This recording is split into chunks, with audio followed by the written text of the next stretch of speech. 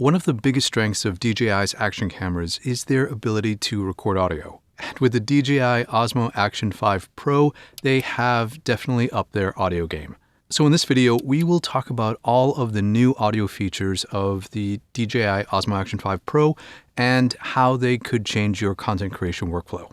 The first new in-camera feature is the built-in mic audio backup. And this is exactly what it sounds like. The Action 5 Pro will record a backup 16-bit 48 kHz WAV file using the camera's internal microphones, in addition to the MP4 video file. This WAV file will be recorded regardless if you have an external mic connected or not. Meaning if you do have a mic plugged in, the audio in your video file will be from that external microphone, and the backup WAV file will be from the built-in internal camera mics. If you don't have a mic plugged in, then the backup audio file will be the same as the audio in your MP4 file. To turn this on, swipe down and go to the settings. Click on Built-in Mic Audio Backup to toggle this feature on or off.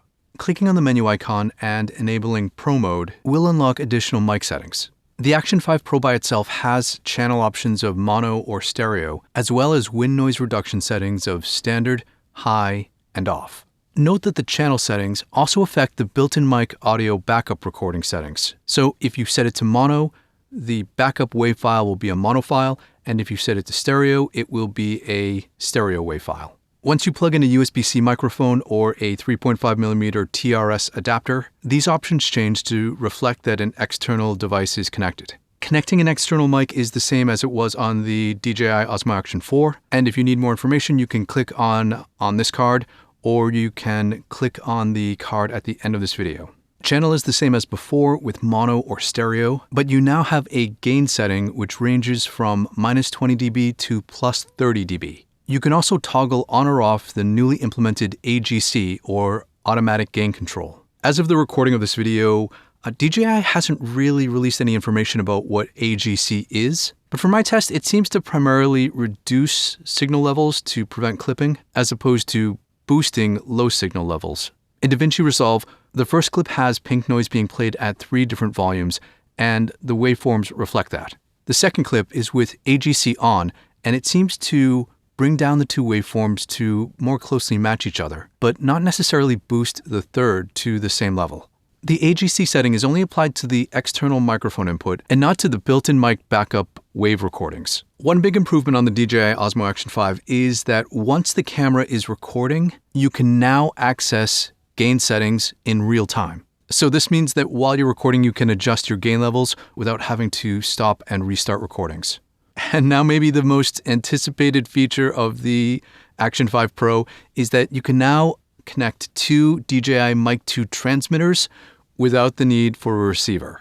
To connect your Mic 2s, go to the settings and click Wireless Mic, which is now conveniently located on the first page for easy access. Here you can pair your transmitters by clicking on TX1 or TX2 and turning on your Mic 2 transmitters, making sure that they are flashing blue for Bluetooth mode. Then hold the link button until the blue LED rapidly flashes and the mics will pair automatically. So now that we're connected, we can adjust a number of different options, including things like monitor volume, as well as the ability to turn on or off things like the transmitter LEDs, vibration, the low-cut filter, 32-bit float recording, and auto power off. You can also format the internal memory of each transmitter independently, and the camera also displays the individual TX information. New to the Action 5 Pro is dual audio recording, which, when enabled, automatically triggers internal recordings on your transmitters when the camera starts recording. This applies both to when pressing the shutter button on the camera or the link button on the transmitters, and affects both TX1 and TX2. This was previously called audio to video sync on the Action 4.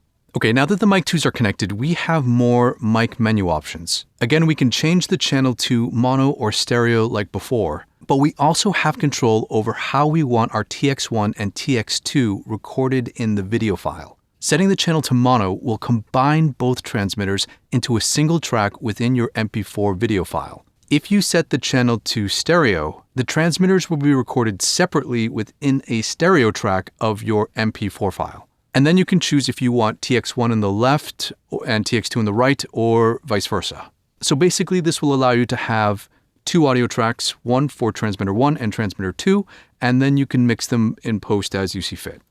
So for example, this is transmitter 1, and this is transmitter 2. We also have independent control over each transmitter's gain, mute, and noise reduction features, which is conveniently displayed with TX1 on the left and TX2 on the right. And once the camera is recording, again, we have real-time control over the gain and mute settings.